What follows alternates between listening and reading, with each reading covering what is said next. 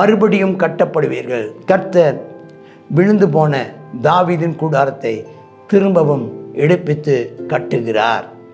கர்த்தர் இடிந்து போன மதில்களை கர்த்தர் எடுப்பித்து கட்டுகிறார். இடிந்து போன அட்டடங்களை கர்த்தர் எடுப்பித்து கட்டுகிறார். இழந்து போன சுதந்திரத்தை கர்த்தர் திரும்ப தருகிறார். இதுதான் ஊழியக்காரர்கள் அதை நிச்சயமாக சுதந்திரித்துக் கொள்வார்.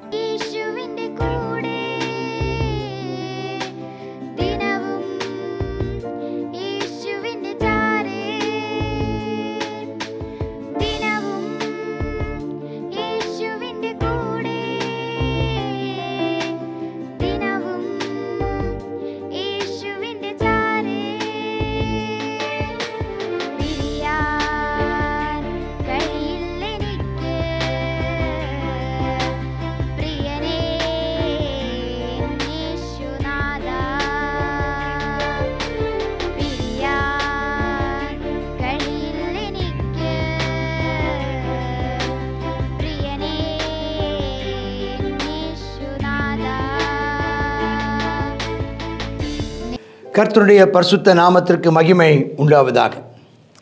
சங்கீதம் 69 கொஞ்சம், அதாவது நீங்கள் எப்படி புரிஞ்சுக்கிட்டிங்கன்னா 66, 67 ராஜ்யம், தேவனுடைய ராஜ்யம் பூமியில் ஸ்தாபிக்கப்படுவது குறித்து, 68 அந்த ராஜாதி ராஜாவும் அவருக்கு முன்பாக அந்த சத்துருவும் நிலைநிற்க முடியாது என்கிற விஷயத்தையும் பார்க்குறோம். நீதிமான்கள் நம்ம எழும்புகிறதை பார்க்குறோம்.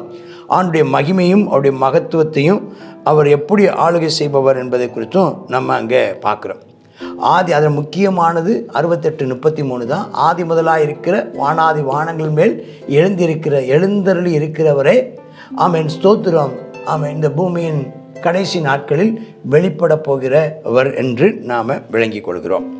சரி, இப்போ நாம் 69வது சங்கீதத்தை வாசிக்கிறோம். அந்த 69ஆம் சங்கீதத்தில் இந்த சங்கீதம் இயேசு கிறிஸ்துவனுடையதான பாடு மரணத்தை நினைப்பூட்டுகிற ஒரு சங்கீதம். எல்லாமே இந்த சங்கீதத்தை வாசிக்கும் போதெல்லாம் எல்லா சங்கீதங்களுமே கிட்டத்தட்ட தீர்க்க தரிசன சங்கீதங்கள். ஒன்று உங்களுக்கு தீர்க்க தரிசனமாக இருக்கிறது. முதல்ல எடுத்த உடனே அந்த சங்கீதம் பாடப்பட்ட நாட்களில் ஆமென் ஒரு எதிர்காலத்தை குறித்த ஒரு தீர்க்க தரிசனம். இப்போ வாசிக்கிற நம்முடைய வாழ்க்கையில் ஒரு எதிர்காலத்தில் நடக்க போகிற ஒரு தீர்க்க தரிசனம்.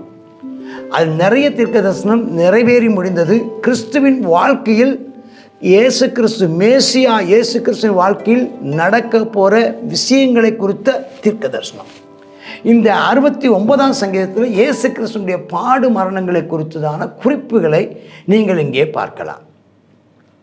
அதே சமயம் இது உங்கள் இன்றைய திருச்சபை மக்களுடைய வாழ்க்கையிலையும் இருக்கிற சில பாடுகளை குறித்தும் பார்க்கலாம். அந்த பாடுகளுக்கு பிற்பாடு கிடைக்கப் போகிறதான மகிமையை குறித்தும் நம்ம பார்க்கலாம்.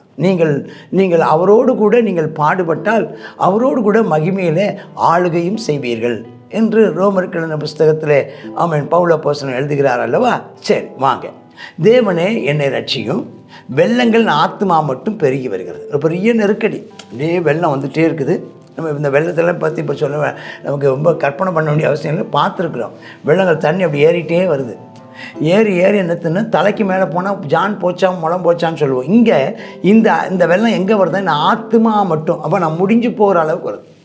இப்போ என்னென்ன ஆழமான உலையில் அமிழ்ந்து இருக்கிறேன், நிற்க நிலையில்லாத ஜலத்தில் ஆழ்ந்திருக்கிறேன், வெள்ளங்கள் என் மேல் புரண்டு போயிட்டுருக்குது.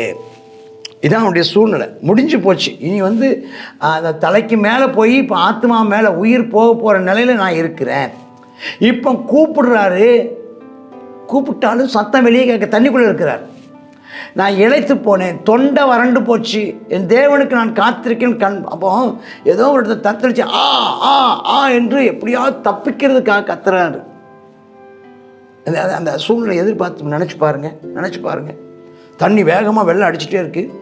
தண்ணிகளை தத்தளிக்கிறாரு. கீழே நிற்க முடியல. எவ்வளோ நேரம் நீச்சல் அடித்து களைச்சி போச்சு, கையெல்லாம் வலிக்க ஆரம்பிச்சிருச்சு. ஸ்தோத்திரம். அதுக்கு மேலே அவரால் முடியலை. அப்படிப்பட்ட சூழ்நிலை அவர் என் யாராவது கண்ணு கட்டின மட்டும் உதவி செய்யறதுக்கு ஆள் இருக்கான்னு பார்க்குறாரு. ஒருத்தருமே இல்லை. காரணம் இல்லாமல் என்னை பயக்கிறாங்க நிறைய பேர். தலைமையை விட அதிகமாக இருக்கிறாங்களாம். காரணமே கிடையாது. என்ன காரணத்தினால அவங்க என் மேலே வருத்தமாக இருக்கிறாங்கன்னே தெரியல. வீணாக எனக்கு சத்துருக்களாகிறாங்க, என்னை சங்கரிக்க வேண்டும் என்று இருக்கிறவங்க பலத்து இருக்கிறாங்க. என்ன எதுக்குன்னு தெரில, என்னை சங்கரிக்கணும்னு நினைக்கிறவங்க இருக்காங்க. நான் எடுத்துக்கொள்ளாததையும் நான் கொடுக்க வேண்டியதாயிடுச்சு. நான் பேசாத காரியங்களுக்கும் நான் மன்னிப்பு கேட்க வேண்டியதாயிடுச்சு. நான் செய்யாததுக்கும் நான் அதுக்கு நான் பதில் சொல்ல வேண்டியதாயிடுச்சு. தெரில என்ன நடந்துச்சு. தேவனே என் புத்தியினத்தை அறிந்திருக்கிறேன், என் குற்றங்கள் நமக்கு மறைந்திருக்கவில்லை. தெரில நான் ஒரு வேளை நடந்திருக்குமான்னு தெரில. நான் ஒன்றும் பூரணன் அல்ல அப்படின்னு சொல்கிறார். அது சொல்லிட்டு சொல்கிறாரு, சேனையின் கர்த்தராகிய ஆண்டவர் உமக்காக காத்திருக்கிற ஒரு கூட்டம் இருக்கிறாங்கல்லவா.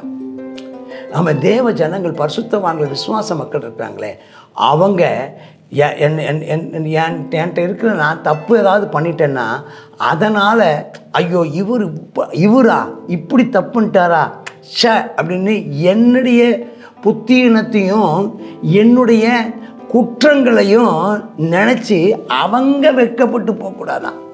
நீ எப்பமாவது நினச்சிருக்குமா? நம்ம நிறைய நேரம் அதை நினைக்கிறதே இல்லை. நம்ம ஏதாவது தப்பு பண்ணிட்டீங்கன்னா, நீங்கள் தப்பு பண்ணிங்கன்னா உங்கள் சக விசுவாசிகள்கிட்ட ஸ்தோத்திரம், உங்கள் சக போதகர்களிடத்தில் என்னையா இவன் இந்த மாதிரி தப்பு பண்ணிட்டான்னு சொன்னால், அப்போ நம்ம பேசுவதற்கு வார்த்தைகளே இல்லாமல் நம்ம ஒரு மாதிரி தலை குனிஞ்சு நிற்போம். பார்த்தீங்களா, இப்படி 4 பேர் பேசுகிற அளவுக்கு நடந்துக்கிட்டானே, பேப்பரில் வர்ற அளவுக்கு நடந்துக்கிட்டானே, ஸ்தோத்திரம், இவன் மேலே இப்படி ஒரு அவதூறு சொல்லி போலீஸ் ஸ்டேஷனுக்கு சிறைச்சாலைக்கு போகிற அளவுக்கு இவன் நடந்துக்கிட்டானேன்னு சொல்லி வெட்கப்பட்டு போகிற அளவுக்கு நான் வாழ விரும்பலை ஆண்டவரே. அதான் அந்த அர்த்தம். இஸ்ரவேலின் தேவனே உம்மை தேடுகிறவர்களை நிமித்தம் நாணமடையாது இருப்பார்களாக. அப்போ என்னை பார்த்து அவங்கெல்லாம் ஆமென் ஸ்தோத்திரம், நாதன் கர்த்தரை தேடினான், நல்லா இருக்கிறான், நாங்களும் கர்த்தரை தேடுவோம் அப்படி சொல்லணும். கர்த்தரை தேடினவர் இப்போ கெட்டு போனார் என்று சொல்லி அவங்க அவங்க அதற்காக வெட்கப்படக்கூடாது. உங்கள் நிமித்தம் தேவன் நாம மகிமைப்படணும் அப்படிங்கிறத சொல்கிறத பார்க்க. இப்போ சொல்கிற நாமத்தை நிமித்தம் நிந்தையை சகித்தேன், லட்ச முகத்தை மூடிச்சு, சகோதரருக்கு வேற்று மனுஷனான, தாயின் பிள்ளைகளுக்கு அந்நியனான, இதெல்லாம் நடந்துச்சு. அதெல்லாம் நடக்கும். இயேசுவுக்கு நடந்துச்சு, உங்களுக்கும் நடக்கும். ஆனாலும் அங்கே ஆனாலும் வார்த்தை இல்லை. ஆனாலும் உங்களுடைய வீட்டை குறித்து உண்டான பக்தி வைராக்கியம் என்னை பட்சித்தது. உம்மை நிந்திக்கிறோடைய நிந்தனை என் மேலே வந்துச்சு. நான் கர்த்தருக்காக நான் வைராக்கியமாக இருந்தேன். அதான் அர்த்தம். வைராக்கியமாக இருங்க சிஸ்டர், வைராக்கியமாக இருங்க பிரதர். கர்த்தர் தான், என்ன வந்தாலும் கர்த்தர் தான் நில்லுங்க. எத்தனை சோதனை வந்தாலும், எத்தனை நிந்தை வந்தாலும், எத்தனை எதிர்ப்பு வந்தாலும், எத்தனை போராட்டம் வந்தாலும், கொன்னுடுவேன்னு சொன்னாலும், அழிச்சிடுவேன்னு சொன்னாலும் கவலைப்படாதீங்க. அப்போ இந்த சங்கீதக்காரர் சொல்கிறார், நான் ஆத்மா வாடும்படி உபவாசித்து அழுதேன். நான் உபவாசித்ததை கூட கிண்டல் பண்ணாங்க.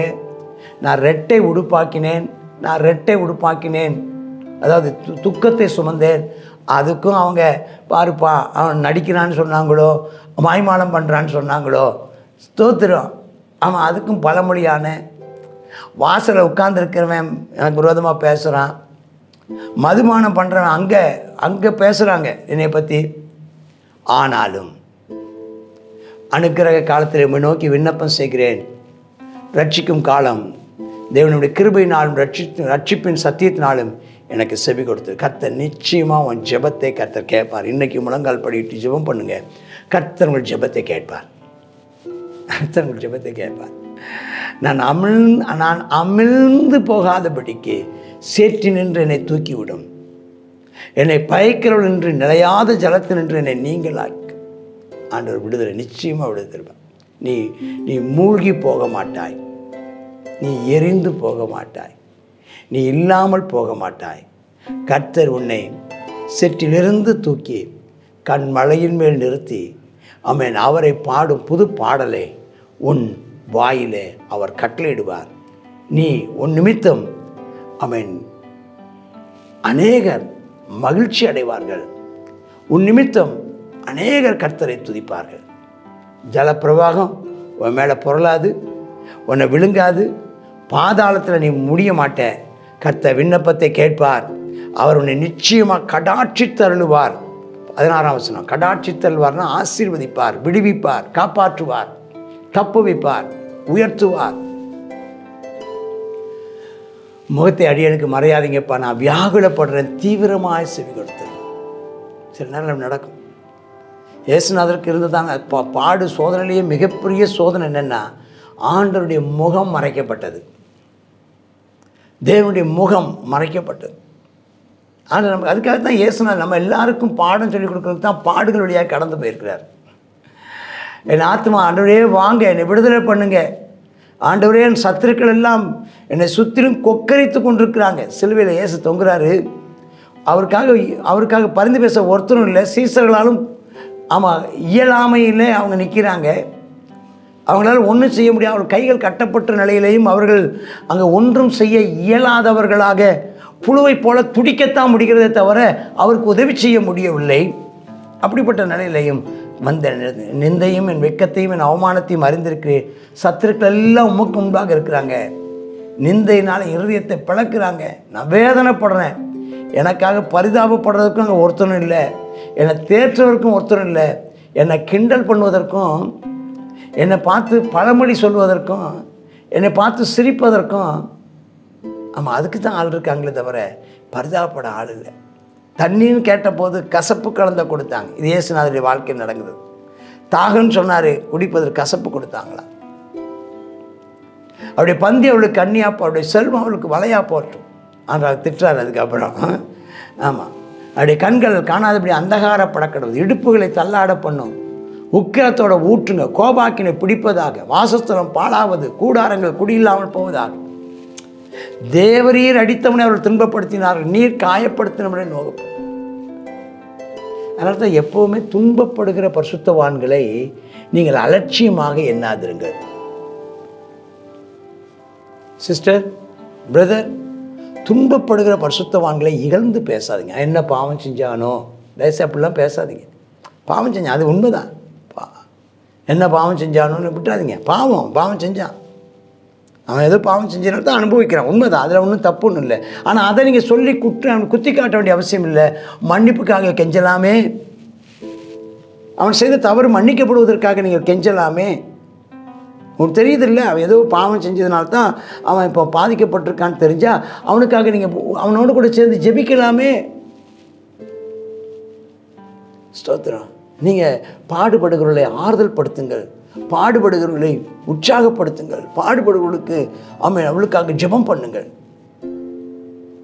நீங்கள் அதை செய்யலைன்னா நமக்காக யார் அடுத்து உங்களுக்கு ஒரு சூழ்நிலை வரும்போது, உங்களுக்கு ஒரு சறுக்குதல் வரும்போது யார் உங்களுக்காக ஜெபம் பண்ணுமோ, உங்களை யார் ஆறுதல் படுத்துவார்? நாம் ஒருவர் கிறிஸ்துவின் அன்பு நிமித்தம் தூக்கி விடுவோமாக.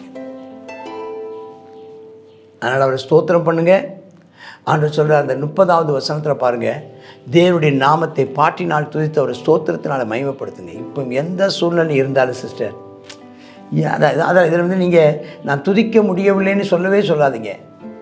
எந்த சூழ்நிலையில் நீங்கள் இருந்தாலும் சரி, எந்த நிலையில் நீங்கள் இருந்தாலும் சரி, தண்ணிக்குள்ளே தத்தளிச்சுக்கிட்டு இருந்தாலும் சரி, மூழ்கி போகிற நிலையில் இருந்தாலும் சரி, இன்னும் சில நிமிடங்களில் மூச்சு நிற்க போது சாவ போகிறீங்கன்னாலும் சரி, அந்த நேரத்திலையும் அவரை பாடுங்கள், அவரை துதியுங்கள், அவரை ஸ்தோத்திரியுங்கள், அவரை மகிமைப்படுத்துங்கள். ஓரா தாரா பாஷாபா லஹானந்தாரபா வேதராங்கராகரா பாஷா. உம்மை துதிப்பேன், உம்மை போற்றுவேன், உம்மை மகிமைப்படுத்துவேன், உம்மை ஆராதிப்பேன், உம்மை உயர்த்துவேன். பாடுங்க பாடுங்க பாடுங்க. போட்டும், சுற்றிலும் சத்துருக்கள் நின்றுட்டு போகட்டும், சுற்றிலும் ஏளனம் பண்ணுகள் நின்றுட்டு போகட்டும், பாடுகள் வரட்டும், தொல்லைகள் வரட்டும், ஸ்தோத்திரம் எது என்னன்னாலும் சரி, என்னுடைய இதயம் களி கூறும், என் ஆத்துமா பாடும், என் நாவு கம்பீரிக்கும். ஆமென் சொல்லிட்டு சொல்கிறார். நீங்கள் அப்படி செஞ்சு அதுதான் எத்தனை ஆயிரம் காணிக்க கொடுத்தாலும், எத்தனை விரிகுழம்பில் காலை எருதுவை பார்க்கலாம், அதுதான் கர்த்தருக்கு பிரியம். துதியுங்கள். இதை நான் பார்த்து சாந்த குணமுள்ளவர் இருக்காங்க பாருங்கள். நீங்கள் அப்படி செய்யும்போது உங்களை மாதிரி பாடுபடுகிற, உங்களை மாதிரி துன்பப்படுகிற பரிசுத்தவான்கள் சந்தோஷப்படுவாங்க. தேவனை தேடுகிறவர்களை உங்கள் இருதயம் நிச்சயமாக வாழும். கர்த்தர் எளியவனும் விண்ணப்பத்தை கேட்கிறார். கட்டுண்ட தம்முடையவருடைய ஜெபத்தை அவர் தள்ள மாட்டார், புறக்கணிக்க மாட்டார்.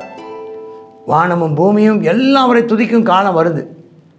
அவர் சீயோனை ரட்சிப்பார், அந்த இடிந்து போன பட்டணத்தை, இடிந்து போன குடும்பத்தை, இடிந்து போன உறவை கட்டுவார். அங்கே குடியிருந்து அவரை சுதந்திரித்துக் கொள்வார்கள். மறுபடியும் அவர்கள் கட்டப்படுவார்கள். கையை உயர்த்தி ஸ்தோத்திரம் பண்ணுங்க. மறுபடியும் கட்டப்படுவீர்கள். கர்த்தர் விழுந்து போன தாவீதின் கூடாரத்தை திரும்பவும் எடுப்பித்து கட்டுகிறார். கர்த்தர் இடிந்து போன மதில்களை கர்த்தர் எடுப்பித்து கட்டுகிறார். இடிந்து போன அட்டடங்களை கர்த்தர் எடுப்பித்து கட்டுகிறார். இழந்து போன சுதந்திரத்தை கர்த்தர் திரும்ப தருகிறார். இதுதான் ஊழியக்காரர்கள் அதை நிச்சயமாக சுதந்திரித்துக் கொள்வார்கள். கடைசி வார்த்தை, அப்படி நாமத்தை நேசிக்கிறவர்கள் அதில் வாசமாயிருப்பார்கள். கரங்களை உயர்த்தி கர்த்தரை ஸ்தோத்திரம் பண்ணுவோம். ஸ்தோத்திரம், ஸ்தோத்திரம், ஸ்தோத்திரம். ராஜாவை நம்பியிருங்கள். ராஜாவை உயர்த்துங்கள். ராஜா ஆமென் நமக்காக பாடுபட்ட ராஜா. ஹல்லேலூயா. நம்முடைய பாடுகளை புரிந்து கொள்ளும் ராஜா. ஆமென் ஸ்தோத்திரம். பாடுகளை கடந்து வந்த ராஜா, பாடுகளிலும் ஜெயம் பெற்ற ராஜா, மரணத்தை ஆமென் ஸ்தோத்திரம் மரணத்தையும் பாதாளத்தையும் வென்ற ராஜா, உயிர்த்தெழுந்து என்றென்றைக்கும் நம்மோடு கூட வாசம் பண்ணும் ராஜா. நாம் அவரை ஸ்தோத்தரிப்போம். அவர் நம்மை திரும்ப கட்டுவார், திரும்ப வரவழைப்பார், திரும்ப ஆசீர்வதிப்பார், திரும்ப உயர்த்துவார். ஆமேன், ஆமேன். God bless you. சங்கீதம் 69, இந்த 69வது சங்கீதத்தில் இயேசு கிறிஸ்துவோட பாடு மரணம் அப்படிங்கிறத நம்ம பார்க்குறோம். அதே சமயத்தில் அநேக ஜனங்கள் இப்படிப்பட்டதான பாடுகள் நடுவாக இந்த நாட்களில், சமீப நாட்களில் கடந்து சென்று கொண்டிருக்கலாம். இது சங்கீதக்காரனுடையதான ஒரு அனுபவமாகவும் இருக்கிறது.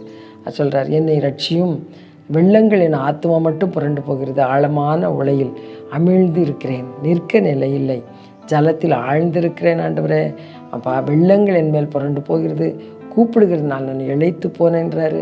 அவன் தொண்டை என்று செய்தான், வறண்டு போயிட்டான், கண்கள் பூத்து போயிட்டான். அவன் நிந்தையை சகிச்சிருக்கிறாராம். அவன் லட்சை என்ன செய்திருச்சான், லட்சையினால் முகம் மூடப்பட்டிருக்கிறதாம்.